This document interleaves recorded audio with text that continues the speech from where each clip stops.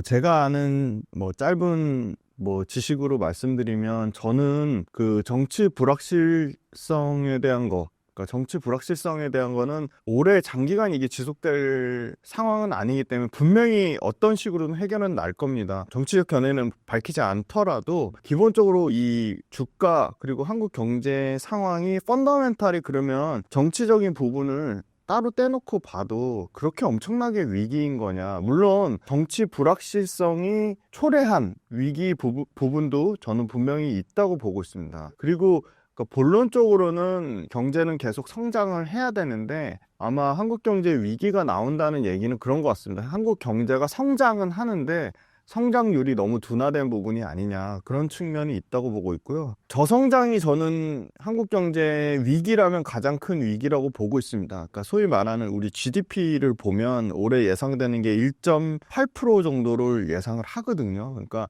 시장에서 예상하는 게 예를 들어 2.7%였다가 2.5%였다가 2.3%였다가 이제는 1.8%까지 낮아진 경제 성장률의 둔화가 좀 큰 문제가 되지 않나, 그렇게 보고 있고, 한국 경제하면 굉장히 역동적으로 성장하는, 성장률이 높은 나라였는데 이제는 일본처럼 또는 후진국처럼 이제 장기적으로 경제 성장률이 둔화되는 국면, 그 중남미의 소위 말하는 굉장히 못 사는 나라들처럼 성장률이 둔화되는 우려가 아니냐, 그런 얘기가 나오고 있는데 그거 너무 조금 확대된 부분이 있다고 보고 있고요. 저성장 국면인 건 분명한데 저성장 국면에서도 우리나라 기업들이 소위 말하는 반도체를 포함한 2차 전지, 조선이라든지 상당히 높은 기술 진입 장벽을 요하는 산업에서 잘하고 있다는 겁니다. 그 다음 이제 두 번째는 GDP 대비 100% 이상, 지금 현재 기준으로는 118% 정도, 거의 120%에 육박하는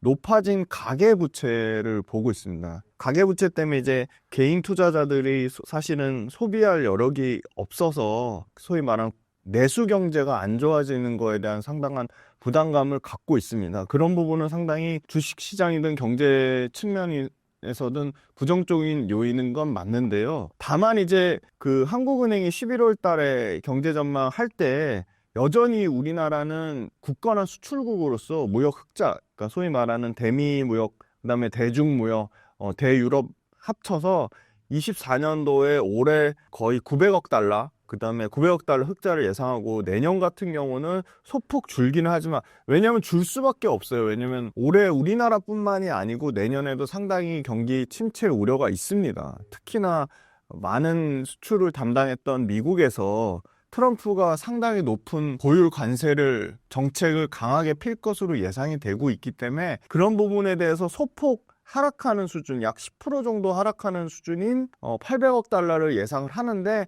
이 800억 달러도 만약에 대미 관계에서 그런 관세가, 그렇게 고율 관세가 적용되지 않을 경우에는 올해 수준의 900억 달러에서 크게 빠지지 않는 정도 수준의 흑자 달성도 충분히 예상을 하고 있어요. 그래서 사실은 수출을 잘하고 있다, 그건 분명한 거고요. 그 다음에 이제 고령화 국면, 저는 이것도 사실 저성장 못지않게 상당히 조금 우리 경제가 활력을 잃고 있는, 좀 이게 고령화 같은 경우는 우리나라가 이 고령화 진행되는 속도가 역대급으로 좀 가장 빠르다고 하더라고요. 그래서 이미 저희는 이제 고령화 사회에 진입을 했고 초고령화 사회에 진입하는 초입 단계에 있다고 하거든요. 그 말은 무슨 말이냐면 경제활동 인구가 감소한다는 거고요.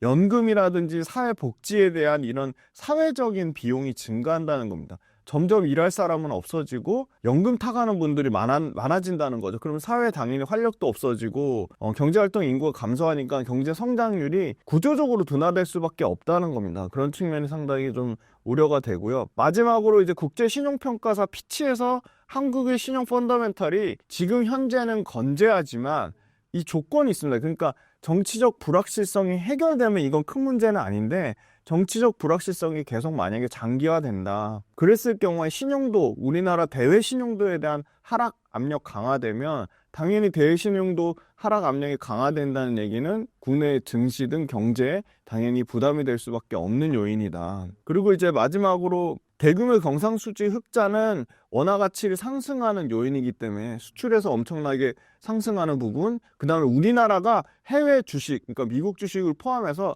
해외 주식 직접적으로 많이 투자해서 원화 가치가 상승한 부분이 있거든요. 사실 달러에 대한 굉장히 부담감을 갖고 있는데 이 부분 관련돼서는 순대외 금융 자산이라는 게 있습니다. 그러니까 우리나라가 순대외 금융 자산이 대략적으로 작년 기준으로 1360조예요. 한국은행이 보유하고 있는 외환 보유액만 630조가 넘습니다. 그러니까 이런 측면으로 보면 당연히 우리나라 해외 그 순대외 금융자산의 비중을 봤을 때 이 뭐 외환 위기라든지 예전에 그 IMF 금융위기라든지 그런 대외 변수에 상당히 건전한 기초 체력을 좀 갖췄다고 보고 있고요.